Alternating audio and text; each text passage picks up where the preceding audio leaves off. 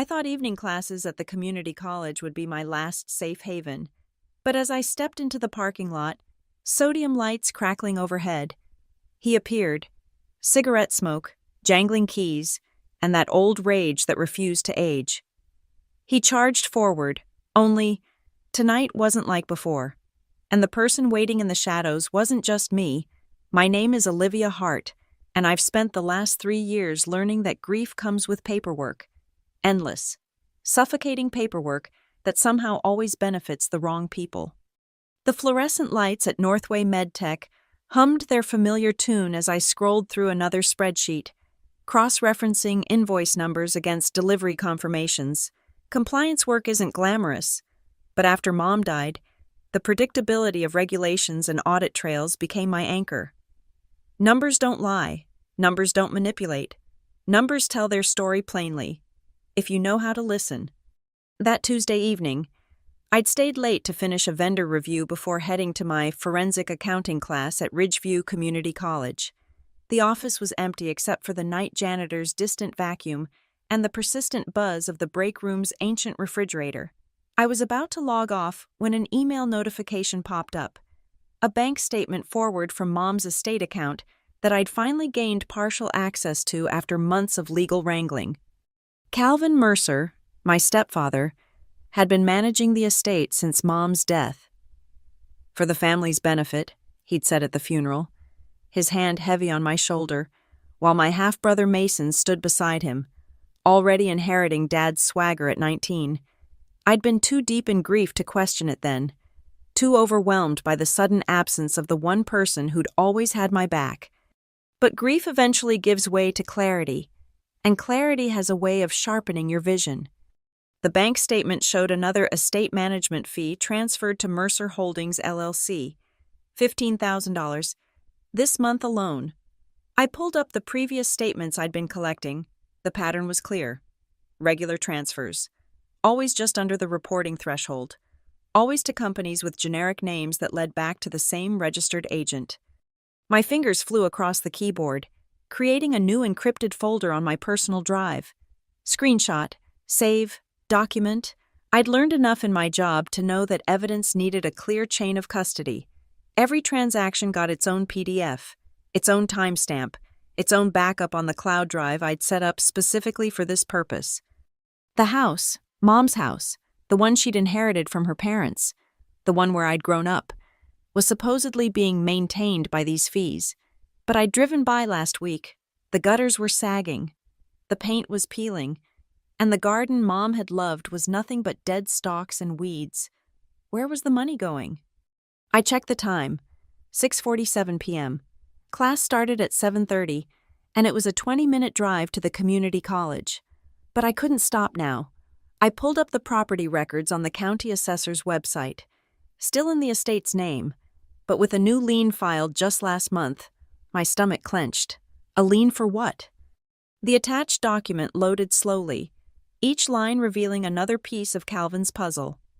Business loan collateral. He was using Mom's house, our house, as collateral for his real estate ventures. My hands trembled as I took photos of the screen with my phone, creating another backup trail. The forensic accounting professor had been right.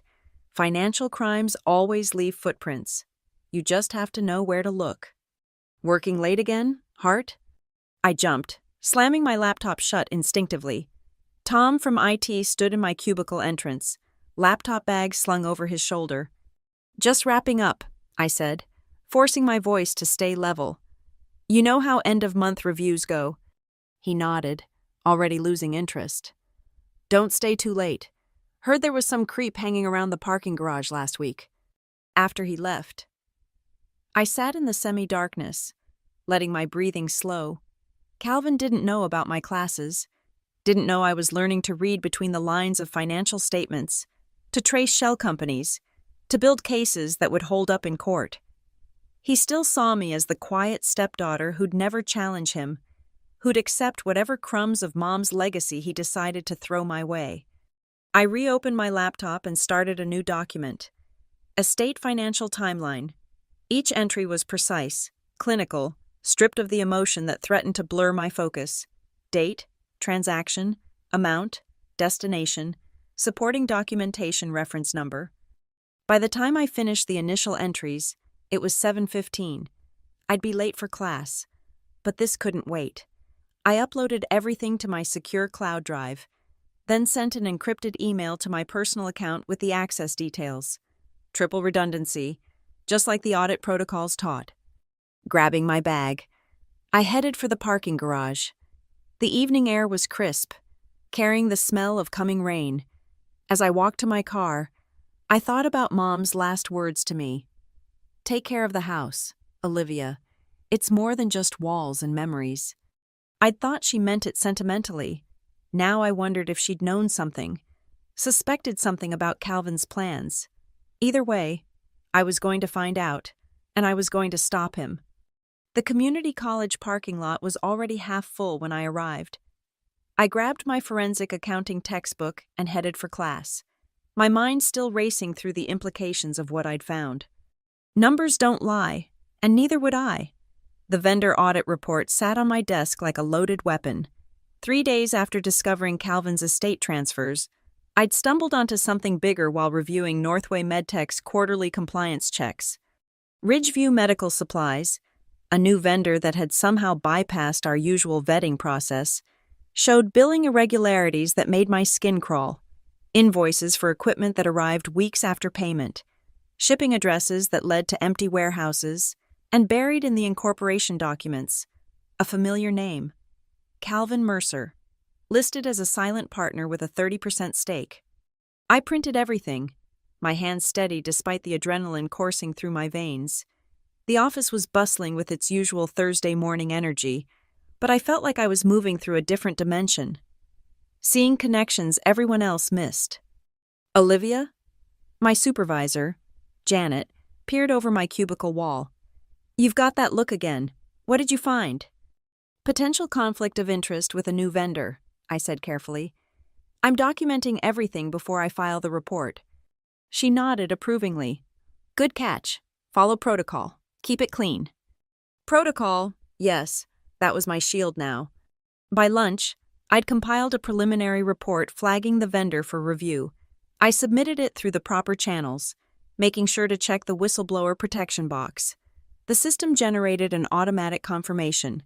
Report received. Protected under Corporate Policy 7.3.2. That evening, Calvin called. Olivia, sweetheart? His voice oozed false warmth through the phone. How about dinner tomorrow? Morton's Steakhouse, 7 p.m., just family. My stomach turned. Calvin never called me sweetheart. What's the occasion? Can't a father take his daughter to dinner? He paused. Mason will be there too. We have some family business to discuss. Family business? Right. Friday night at Morton's was everything I expected. Dark wood paneling, the smell of expensive beef, and Calvin holding court at a corner table like a medieval lord. Mason was already there, scrolling through his phone, designer watch catching the light. There she is, Calvin stood, arms spread wide as if we were close. The hug was brief, his cologne overwhelming. Sit, sit. I ordered us appetizers. We made small talk through the shrimp cocktail. Mason bragged about his new internship at one of Calvin's companies. Calvin nodded along, playing the proud father. I pushed food around my plate and waited. The main courses arrived before Calvin showed his hand. Olivia, he began, cutting into his ribeye with surgical precision. I heard through the grapevine that you've been asking questions about your mother's estate. I kept my voice level. I have a right to understand the finances. Of course, he waved his knife dismissively. But these things are complicated. Legal structures, tax implications. That's why I've been handling it. To protect you from the stress. The monthly management fees seem high, I said, especially considering the house's condition. His eyes hardened for a fraction of a second before the smile returned. Maintenance, taxes, legal fees, it adds up. But listen, that's not why I asked you here. He leaned forward. I heard there might be some confusion at your work. Something about a vendor review? My blood chilled. How did he know? I follow protocol for all vendor reviews, I said carefully. I'm sure you do. He took a sip of wine. But sometimes, Olivia, we need to think about the bigger picture. Family supports family, and Ridgeview Medical Supplies. They're good people. Local business. It would be a shame if some misunderstanding hurt their reputation. Mason looked up from his phone, suddenly interested. Are you asking me to falsify a report? I kept my voice steady. Calvin laughed, too loud. Falsify? No. No. Just maybe. Take another look. Make sure you have all the facts. Sometimes initial impressions can be wrong. The facts are clear. His mask slipped. For a moment, I saw the real Calvin, the one Mom must have glimpsed too late. You know, Olivia, your position at Northway, it's a good job, stable, benefits. It would be unfortunate if there were complications. Is that a threat? It's reality. He leaned back, smile returning. The business world is small. Reputations are fragile. A word here, a suggestion there. Doors close. But family? Family protects each other. I stood up, my napkin falling to the floor. Thank you for dinner. Sit down. The command in his voice made other diners glance over. He softened it with a chuckle. Dessert hasn't even arrived. I have a class tonight. His hand shot out, grabbing my wrist, not hard enough to bruise, but firm enough to make his point. Those night classes, such dedication, but parking lots can be dangerous after dark. You should be careful. I looked him straight in the eye. I'm always careful, and I document everything. He released my wrist, his smile now pure predator. Smart girl. Just remember, family comes first, always. I left without looking back, my hands shaking as I found my car, before driving away. I voice recorded everything I could remember from the conversation, then emailed it to myself and my personal lawyer friend from college. At the community college parking lot, I sat for a moment before going in. Calvin had just threatened my job and my safety in a room full of witnesses, but cleverly enough to maintain deniability. I pulled out my phone and did something I'd been putting off. I researched the process for getting a restraining order. The legal websites made it clear. I needed documentation of threats or harassment. Well, Calvin had just given me my first piece of evidence, and something told me he wasn't done yet. Professor Avery's voice cut through the classroom chatter. Tonight, we're diving into beneficial ownership, the real power behind corporate veils. I sat straighter in my second-row seat at Ridgeview Community College, pen poised. After last week's dinner with Calvin, every lesson felt like ammunition. Who can tell me why shell companies exist? Avery asked, her silver hair catching the fluorescent light. A few hands went up. Mine stayed down. I was here to learn, not perform. Tax benefits, someone offered. Privacy, said another. Both true, Avery nodded. But in forensic accounting, we're interested in the third reason, concealment. When someone goes through the trouble of creating multiple corporate layers, they're usually hiding something. She clicked to the next slide. A complex web of interconnected companies. This is from a real case. Look at how the ownership flows. Company A owns Company B, which owns Company C, which circles back to own part of Company A. It's designed to confuse. My pen flew across the page. This was exactly what Calvin was doing. Mercer Holdings, Ridgeview Medical Supplies, and 3 other LLCs I'd found, all interconnected like a spider's web. But here's the beautiful thing, Avery continued, her eyes lighting up. Every transaction leaves a trail, invoice numbers, shipping records, GPS data from delivery trucks, even satellite images of warehouses. You just need to know how to connect the dots. After class, I lingered, pretending to organize my notes while other students filed out. Rosa Martinez, who worked in the registrar's office, caught my eye and smiled. We'd struck up a friendship over coffee breaks between classes. Heavy stuff tonight, Rosa said, slinging her bag over her shoulder. You look like you're planning to audit Fort Knox. I managed a laugh, just trying to keep up. Hey, she lowered her voice. If you ever need anything, transcripts, enrollment verification, whatever. Let me know. Professional courtesy between us continuing Ed Warriors. As she left, Professor Avery approached. Ms. Hart, you've been particularly engaged lately, considering a career change? More like personal development, I said carefully. She studied me with sharp eyes that had probably seen countless students with secrets. Personal development requiring detailed notes on shell company structures? I hesitated, then made a decision.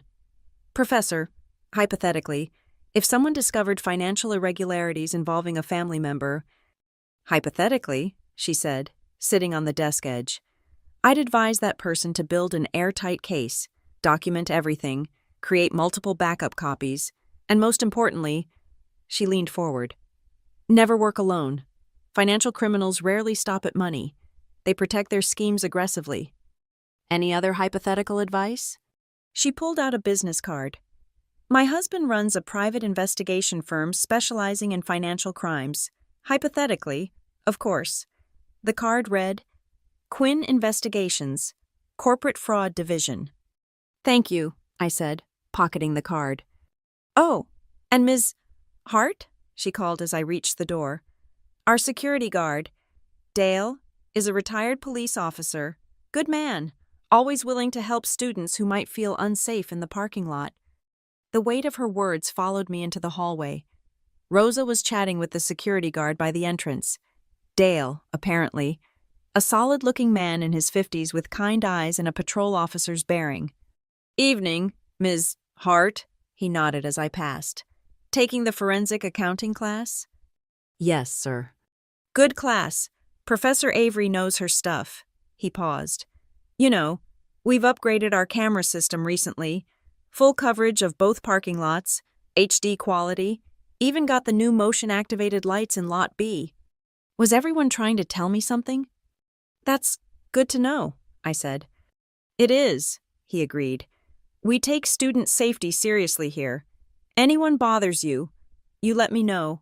I may be retired from the force, but I still have friends downtown. I thanked him and headed to my car. Mind racing. The pieces were falling into place, not just about Calvin's financial crimes, but about my support network. Professor Avery, Rosa, Dale. They'd all seen something in me, some sign of trouble, and were quietly offering help. Back home, I spread my class notes across the kitchen table and started mapping Calvin's corporate structure. Company names, registration dates, addresses. Then I added the new layer. Invoice numbers from the Northway vendor file, cross-referenced with shipping manifests I'd quietly photographed. The pattern emerged like a photograph in developer fluid. Ridgeview Medical Supplies would bill Northway for equipment.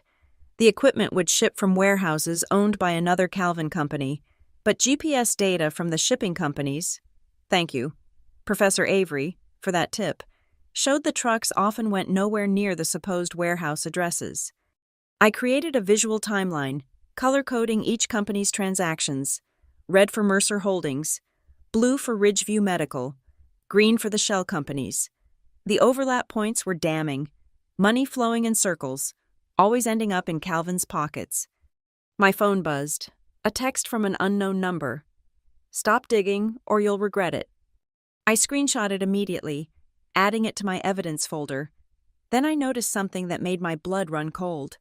The timestamp was 11:47 p.m. I'd been home for exactly 12 minutes. Someone was watching me.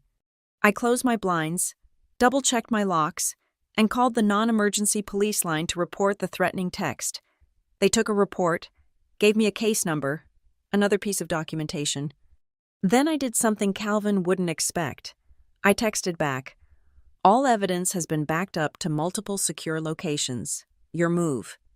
Let him know I wasn't the same scared girl who'd stayed silent when Mom got sick. I had tools now, knowledge, and apparently, allies. My phone rang immediately. Calvin's number. I let it go to voicemail, making sure my recording app was running. His message was short. We need to talk. Tomorrow, noon. The house. The house? Mom's house? He wanted to meet on his territory. I typed out an email to myself, documenting everything that had happened tonight, Then I forwarded it to 3 different email accounts and uploaded the screenshots to my cloud drives. Professor Avery was right. Financial criminals protect their schemes aggressively. But I was learning to protect myself too. And tomorrow, when I faced Calvin at Mom's house, I wouldn't be going alone, at least not in the ways that mattered. Tara Bloom's law office occupied a converted Victorian near downtown Ridgeview, all exposed brick and modern furniture. She'd been 2 years ahead of me at State University, known for taking on David versus Goliath cases and winning. Olivia Hart, she smiled, standing to shake my hand. Been a while, though I have a feeling this isn't a social call. I placed my folder on her glass desk. I need help navigating a situation. For the next hour, I laid out everything. The estate transfers, the shell companies, Calvin's vendor scheme at Northway, the threats. Tara took notes on a legal pad, occasionally asking for clarification, her expression growing more serious with each revelation. First things first, she said when I finished. We need to protect you and preserve evidence. The restraining order is a good instinct, but we need more documentation of direct threats. That text helps, but judges prefer patterns. He's been careful, I admitted. Most of his threats are implied. They usually are. She pulled up something on her computer. Here's what we can do immediately. File for an emergency freeze on estate assets. The documented transfers give us grounds to claim financial abuse of fiduciary duty. It's temporary, but it'll stop him from selling the house while we build the full case. Can we do that? With what you've shown me? Absolutely. The forensic accounting work is solid. She smiled. Professor Avery trained you well. You know her? We've worked together before. She sends me her best students when they need help. Tara's fingers flew across the keyboard. I'm also going to draft a cease and desist regarding the workplace interference. Mentioning your vendor review to intimidate you? That's actionable. What about protecting the evidence? She opened a drawer, pulling out a small device. USB drive, encrypted. Copy everything onto this. I'll keep it in my safe as your attorney-client privileged backup. Also, she handed me a business card. My investigator, former FBI, specializes in financial crimes. He can help document Calvin's activities without you putting yourself at risk. I can't really afford. Contingency basis, she interrupted. When we recover the stolen estate funds, I get 30%, standard arrangement. Relief washed over me. Thank you. Don't thank me yet. Calvin's going to escalate when he gets served. You need to be ready. She pulled out another document. This is a personal safety plan. Vary your routes. Check in with someone regularly. Document any contact from him or Mason. Mason's just a kid caught in the middle, I said, though even I didn't fully believe it anymore. Maybe, but kids can be weapons too, especially in family disputes. She paused. Speaking of which, you mentioned Calvin wanted to meet at your mother's house? Tomorrow at noon. Perfect. We'll have him served with the asset freeze paperwork at 12:15. Public place, witnesses around. Bring someone with you, friend, colleague, anyone, and record everything if your state laws allow it. They do. I checked. Good girl. She stood. One more thing. Your phone. May I? I handed it over, watching as she navigated to settings. I'm sharing my location with you and installing an emergency app. Press the power button 5 times rapidly. It sends your GPS to me and starts recording audio to the cloud. Is that really necessary? Her eyes were serious. I've handled dozens of financial abuse cases. Olivia, they almost always escalate when the money gets threatened. Better paranoid than sorry. Back at my apartment, I spent the evening following Tara's instructions. Everything copied to the encrypted drive, then copies of that copy distributed to various secure locations. I called my friend Sarah from work, explaining I needed a favor. You want me to go with you to meet your creepy stepfather? She said, after I gave her the sanitized version. Just sit in the car. If anything seems off, call 911. Girl, you know I've got your back, but maybe we should just call the cops now? I need more evidence, I said, and I need to do this right. That night, I went through Mom's old papers again, looking for anything I might have missed. in a manila envelope marked insurance. I found something that made my heart stop. A handwritten note in Mom's shaky script. Olivia, if you're reading this, I'm gone, and you're looking for answers. Check the safety deposit box at First National. Box 472. Calvin doesn't know about it. The key is in my rosewood jewelry box. False bottom. I'm sorry I didn't protect you better. Love, Mom. My hands trembled. The jewelry box was at the house. Calvin's house now. But if there was a safety deposit box he didn't know about. I photographed the note and added it to my evidence file. Then I did something Calvin had taught me. Ironically enough, during one of his pompous lectures about business, I planned for contingencies. Email scheduled to send to Tara, the FBI investigator, and Professor Avery if I didn't cancel it by 2 p.m. tomorrow. All evidence attached. Full explanation of where I'd be and when. My phone buzzed.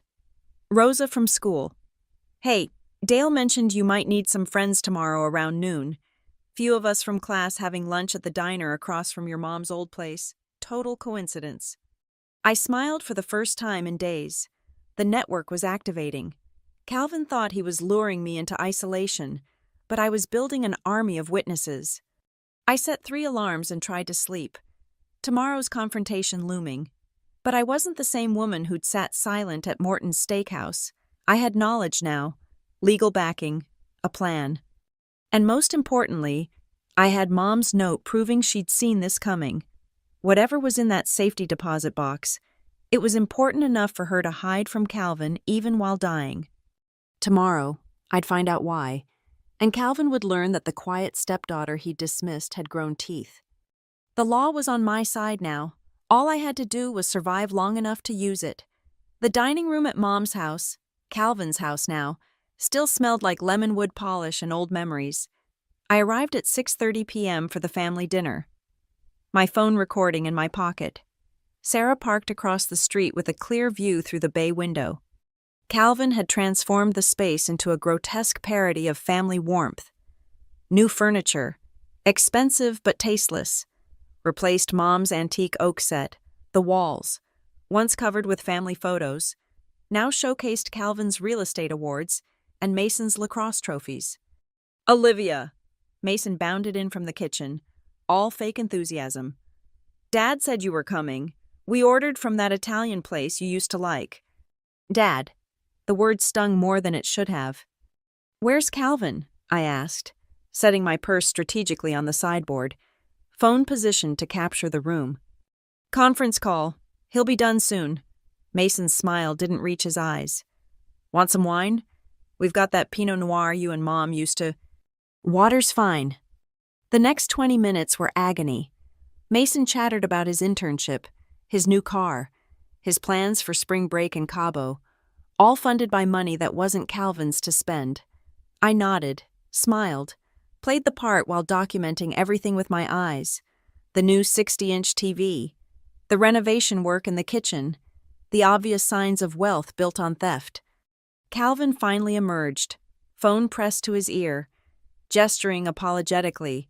His performance of the busy businessman was Oscar-worthy. When he finally hung up, his smile was pure predator.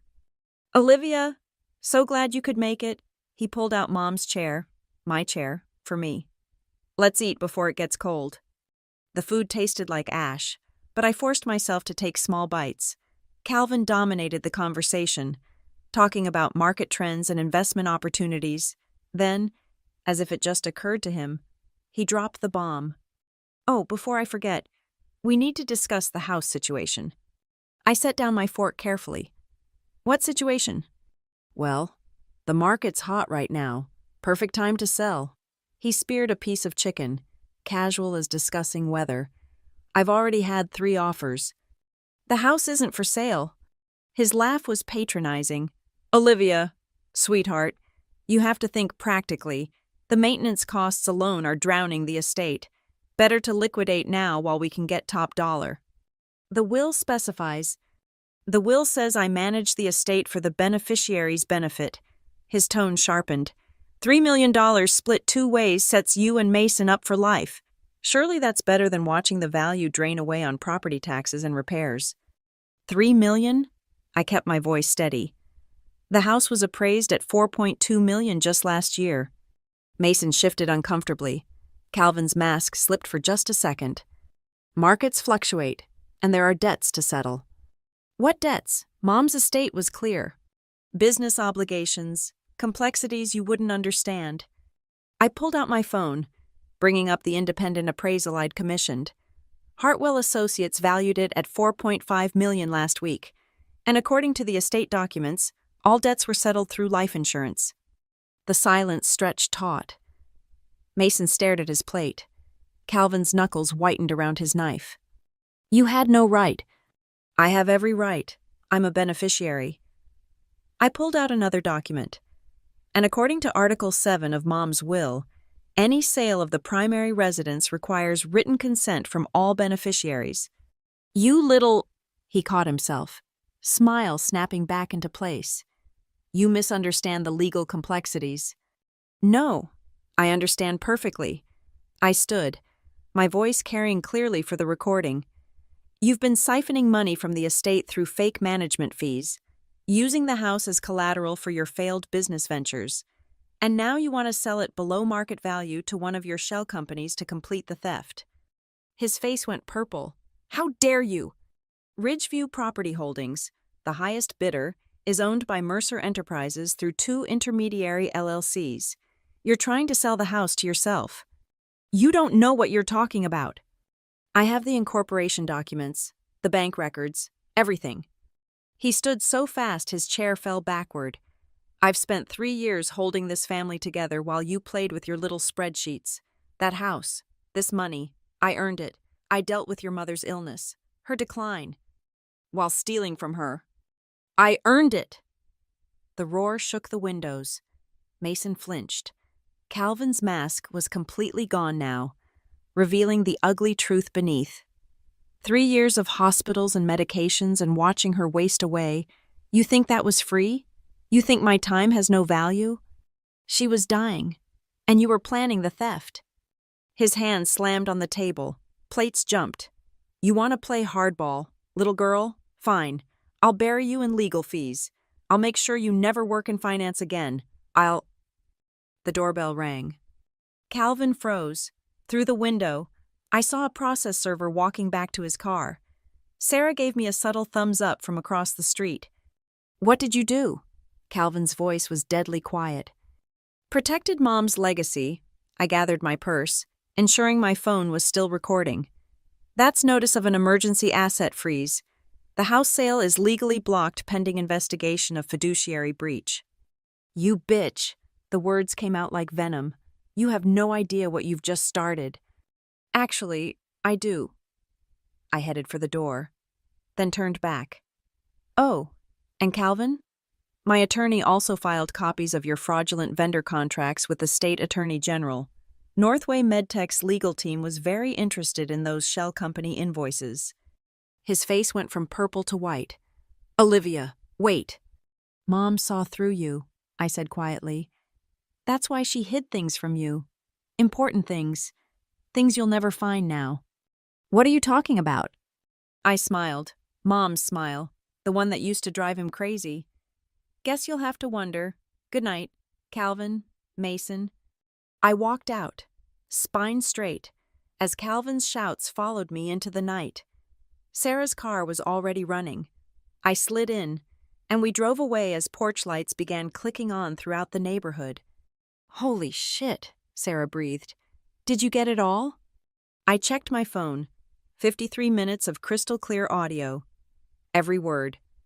That thing about your mom hiding stuff, was that true? I thought of the safety deposit box key waiting somewhere in Mom's jewelry box. Still in that house. True enough. But first things first. I need to send this recording to my lawyer. As Sarah drove, I uploaded the audio to multiple clouds, emailed it to Tara, and finally allowed myself to breathe. Calvin had threatened me openly, admitted to viewing Mom's illness as a transaction, and essentially confessed to the attempted property fraud. The war was officially on, but for the first time since Mom died, I felt like I was winning. The sodium lights in parking lot B cast everything in sick yellow halos, as I walked to my car after Thursday's forensic accounting class. 10:47 p.m. The new LED sections Professor Avery mentioned hadn't been installed yet, leaving pools of shadow between the light poles. I'd parked strategically, third row, clear sightlines, under the security camera Dale had pointed out 2 weeks ago. My keys were already in my hand, phone ready to speed dial 911. After Calvin's explosion at dinner, Tara insisted I file for a temporary restraining order. The judge granted it based on the recorded threats, but paper doesn't stop angry men in dark parking lots. The campus was quiet. Most community college students rushed home after evening classes, but I'd stayed to copy additional files in the computer lab. Evidence of Calvin's vendor fraud was piling up faster than I could process it. My car chirped as I unlocked it. That's when I heard the footsteps. Heavy, deliberate, not trying to hide. Working late again, Olivia? I turned, keeping my car door between us. Calvin stood 20 feet away, hands in his coat pockets. He looked haggard, unshaven, but his eyes burned with familiar rage.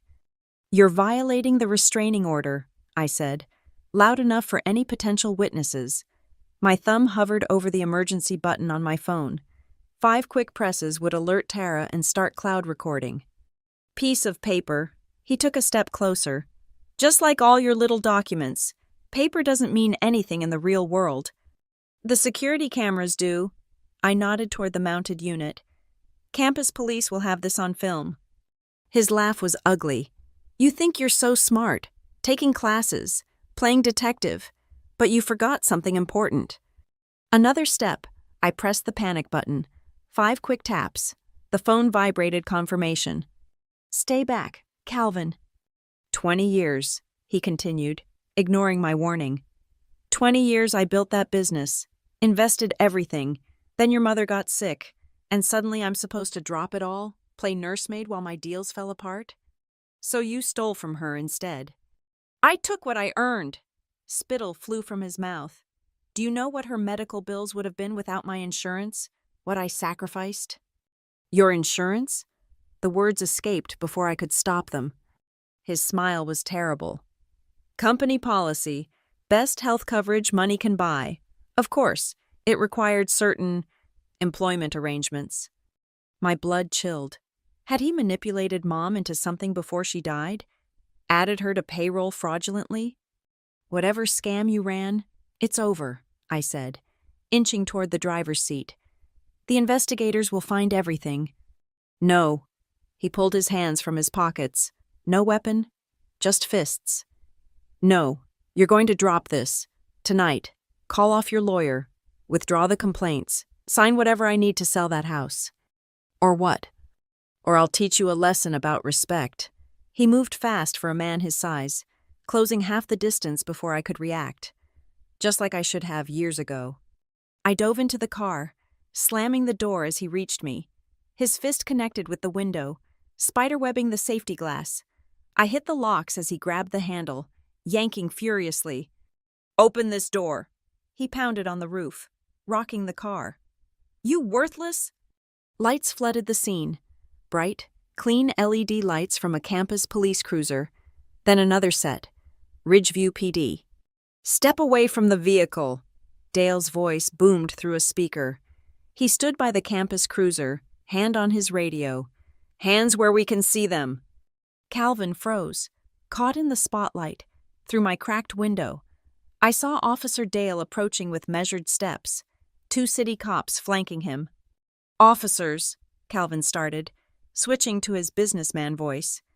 "This is a family misunderstanding." "Sir, step away from the vehicle now." The younger city cop had his hand on his taser. "Ma'am, are you hurt?" "No," I called out, still shaking.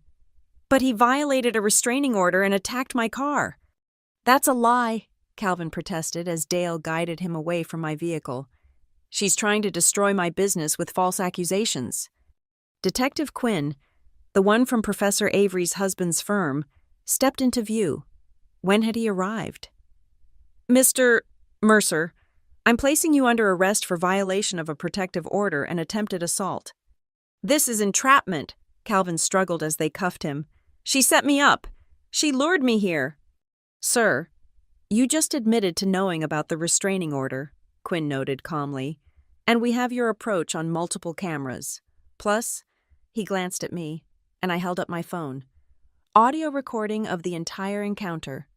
As they led Calvin away, still ranting about lawyers and lawsuits, Tara Bloom appeared at my window.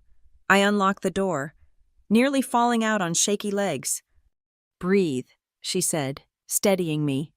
You did everything right. How did everyone... Your panic button. I called Quinn. He called campus security. Dale was already watching the parking lot. Rosa mentioned you'd been staying late on Thursdays. She examined the cracked window. This is evidence. Don't get it repaired until we photograph everything. Mason's truck screeched into the lot as the police cars were leaving. He jumped out, face flushed, filming with his phone. You set him up, he shouted. Camera aimed at me. You destroyed our family. Mason, Tara stepped between us. All professional steel. I suggest you stop recording and leave before you violate a protective order yourself. He's my father. He's a criminal who just attacked your sister, Detective Quinn said, appearing beside us. And if you were smart, you'd distance yourself before the forensic accountants start looking at those accounts in your name. Mason's face went white. He lowered the phone, suddenly looking very young. I didn't... He said it was for tax purposes. Go home, Mason, I said quietly, and get a lawyer, a real one, not one of Calvin's friends. He drove off without another word. The parking lot slowly emptied until it was just me, Tara, Dale, and the broken glass glittering under those yellow sodium lights. The asset freeze goes into effect Monday, Tara said. With tonight's arrest, we can push for expedited hearings on the estate fraud. Quinn's team found evidence of Medicare fraud too, that insurance scheme Calvin mentioned. I nodded, exhausted. The adrenaline was fading, leaving me hollow. What happens now? Now? Dale offered a gentle smile. Now I follow you home. Make sure you get inside safe. Tomorrow, you'll give a full statement, but tonight's work is done.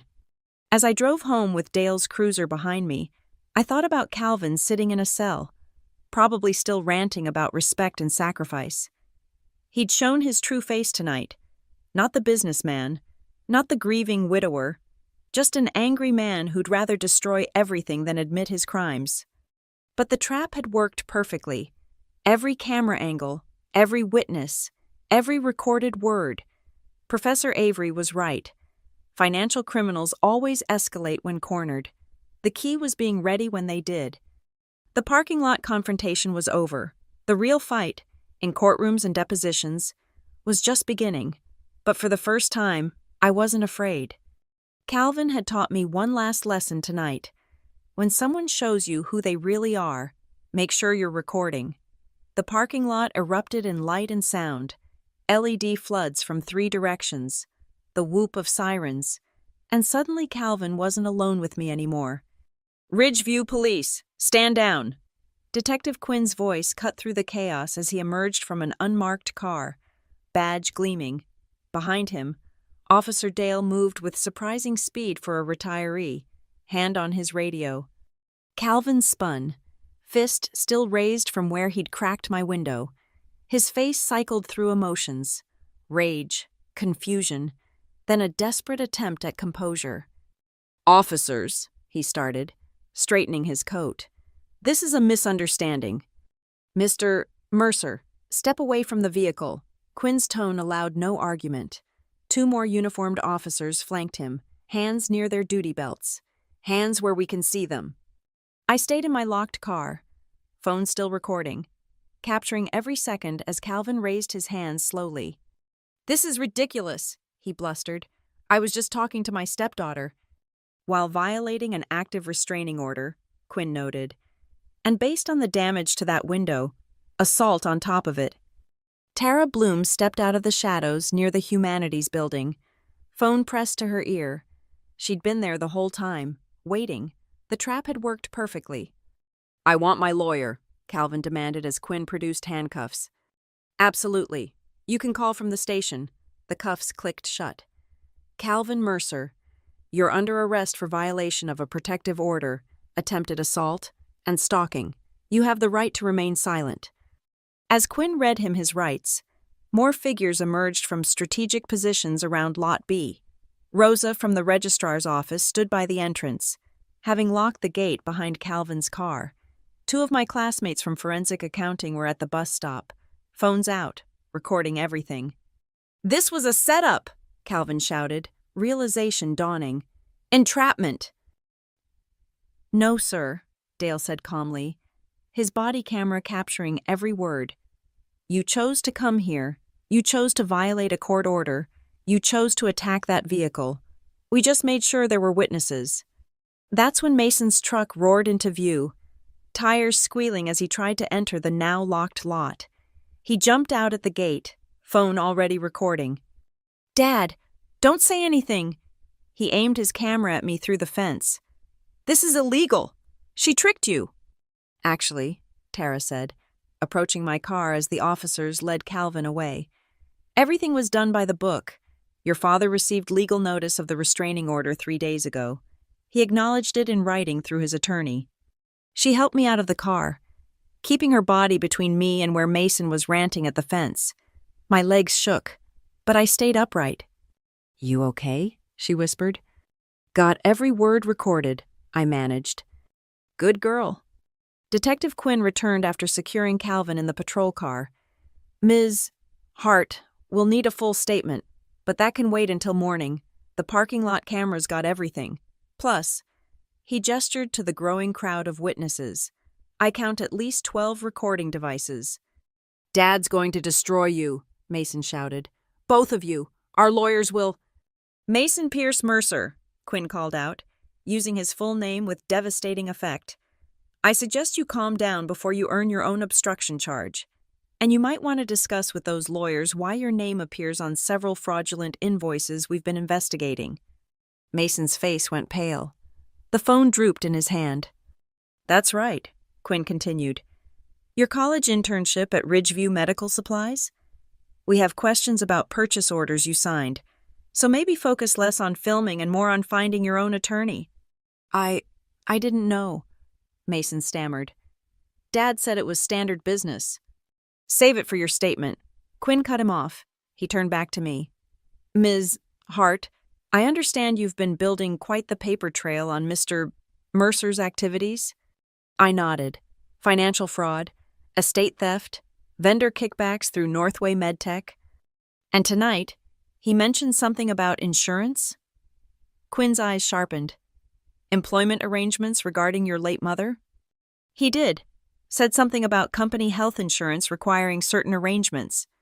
"Medicare fraud," Tara said quietly. "If he put her on payroll without her knowledge to claim benefits."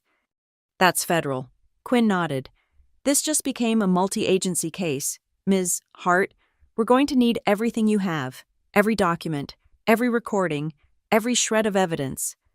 "It's all backed up in multiple locations," I said. "Ready whenever you need it." "Smart." He handed me his card. "The arrest tonight is just the beginning. With what you've compiled, plus what he just admitted to on all these recordings, we're looking at serious federal charges: conspiracy, wire fraud, healthcare fraud. Calvin Mercer is going away for a long time." As if on cue, Calvin's voice rose from the patrol car, muffled but audible. "This isn't over. You hear me, Olivia? This isn't over." "Yes," I said quietly, finally allowing myself a small smile. "It is." The parking lot began to clear. Dale volunteered to follow me home again, making sure I got inside safely. Rosa hugged me quickly before leaving, whispering that the complete security footage would be available whenever the lawyers needed it. "All those Thursday nights," she said, "I wondered why you always parked in the same spot. Now I get it. You were mapping the camera angles." I had been, every class, every week, preparing for the confrontation I knew would come. Calvin was too arrogant, too angry to stay away. He'd proven that tonight. As I drove home with Dale's reassuring presence behind me, my phone buzzed with texts. Professor Avery, checking in. Sarah from work, who'd been monitoring the situation from home. Even Janet, my supervisor, who'd somehow heard already. But the most surprising message came from Mason, sent after the police had left. I know you won't believe me, but I didn't know how bad it was. The lawyers you mentioned, do you have a recommendation? I think I need help. Maybe there was hope for him yet. Calvin had corrupted him, used him, but Mason was still young enough to salvage something from the wreckage. The house was quiet when I got home. I triple-checked the locks, activated the new security system Tara had insisted I install, and finally collapsed on the couch. The adrenaline was wearing off, leaving exhaustion and a strange sense of peace. Calvin was in custody. The evidence was secured. The various investigations would move forward without me constantly looking over my shoulder. For the first time in months, I could breathe. My phone rang. Detective Quinn. Sorry to call so late, he said, but I wanted you to know. The magistrate set bail at $2 million. Cash only.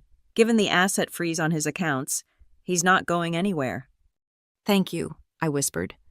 Thank you, Ms. Hart. It takes courage to stand up to family, especially when they've been stealing from you. Your mother would be proud. After we hung up, I sat in the darkness, thinking about Mom, about her hidden safety deposit box, still waiting to be discovered, about the house she'd loved, saved from Calvin's schemes, about justice, finally, after 3 long years. The parking lot trap had worked perfectly. Calvin had walked right into it, driven by ego and rage, never imagining that the quiet stepdaughter had orchestrated his downfall. Tomorrow would bring statements and paperwork, investigations and testimony, but tonight, Calvin Mercer sat in a cell, his empire of lies crumbling around him. And somewhere, I hoped, Mom was smiling. The patrol car's lights painted red and blue streaks across the wet asphalt as Calvin was driven away. The parking lot felt smaller somehow, like a stage after the final curtain. Detective Quinn stood beside me, making notes while Tara conferred with the uniformed officers. Ms. Hart, Quinn said, closing his notebook. We'll need those financial documents first thing tomorrow. The federal prosecutors are particularly interested in the Medicare fraud angle. I nodded, still processing everything. They're all organized. Transaction histories, shell company registrations, forged invoices, 3 years of evidence. 3 years, he shook his head. That's dedication. That's survival, I corrected. Mason still stood at the locked gate, no longer filming, just staring at the empty spot where his father's car had been. The anger had drained from his face, leaving something hollow and lost. What happens to him? I asked quietly. Depends on his involvement, Quinn replied. If he cooperates, testifies about what he knows, the DA might offer a deal. He's young. This could be a wake-up call. Tara returned, satisfaction evident despite her professional demeanor. The magistrate's on standby for the bail hearing, with the assault captured on multiple cameras and the restraining order violation. Calvin won't be going anywhere tonight. She pulled out a tablet, already drafting something. The asset freeze is ironclad now. I've also filed emergency motions to audit all accounts connected to Mercer Holdings. By morning, every penny he stole will be cataloged. The house? Safe. The fraudulent sale contracts are void. Title remains with your mother's estate, she smiled. You did it, Olivia. You protected your mother's legacy. As the crowd dispersed and the parking lot returned to its usual emptiness, Dale walked me to my damaged car one more time. Been doing security here 15 years, he said, examining the spider-webbed window. Never seen someone plan a defensive strategy quite like that. Every angle covered, every camera positioned. You turned this parking lot into a courtroom. I learned from the best, I said, thinking of Professor Avery's lessons. Evidence wins cases, not emotions. Smart cookie. He handed me a business card. My nephew runs an auto glass shop. Tell him I sent you. He'll priority repair that window and document everything for insurance and evidence. 20 minutes later, I sat in my apartment, laptop open, uploading the final recordings to multiple cloud servers. My phone hadn't stopped buzzing. Colleagues, classmates, even distant relatives who'd somehow heard about Calvin's arrest. One message stood out. Professor Avery. Saw the news. Excellent application of forensic principles. Consider this your final exam. You passed with flying colors. See you in advanced corporate fraud next semester? I smiled, typing back a yes. There was still so much to learn. A knock at my door made me freeze. Then I remembered Calvin was in custody. Through the peephole, I saw Mason, looking smaller than his 6-foot frame. I know it's late, he said when I opened the door with the chain still on. Can you tell me how bad it is? Really? Something in his voice, fear mixed with genuine confusion, made me relent. I let him in, gesturing to the kitchen table where months of evidence sat in organized files. Start here, I said, opening the vendor fraud folder. Your signature's on these invoices. Did you know what you were signing? He sank into a chair, scanning the documents. Dad said it was routine, part of learning the business. I never looked closely. That might save you, I said. If you genuinely didn't know. I should have known, his voice cracked. Mom, your mom, she tried to warn me once, said Dad's books didn't add up. I thought she was just sick, confused. She wasn't confused. She was protecting us, even then. We sat in silence while Mason absorbed the magnitude of his father's crimes, the Medicare fraud, the estate theft, the shell company's bleeding Northway MedTech. $30 million, he whispered, seeing the final tally. He stole $30 million? Over 3 years, probably more we haven't found yet. I have a trust fund, he said suddenly. For my grandparents. Dad managed it, but it's legally separate. Could I use it to pay back some of what he stole? I studied my half-brother, seeing him clearly for the first time. Not Calvin's golden boy, but a kid who'd been gaslit and manipulated just like the rest of us. Talk to your lawyer first, I said, but restitution would help your case. He stood to leave, then paused. That safety deposit box Mom mentioned. Did you ever find it? How did you know about that? She told me, near the end. Said there was something important in it. Made me promise to tell you if anything happened to her. He met my eyes. I forgot. I'm sorry. The key? Her jewelry box, the rose one with the dancers, false bottom, she said, after Mason left. I sat staring at my phone. Tomorrow I'd retrieve the jewelry box from the house. My house now. Effectively, whatever Mom had hidden, it had been important enough to keep from Calvin even while dying. My phone rang. Detective Quinn again. Thought you'd want to know, he said. Calvin's lawyer tried to get him released on his own recognizance. Judge laughed him out of chambers. $2 million cash bail, ankle monitor if he makes it, and surrender of his passport. He won't make bail?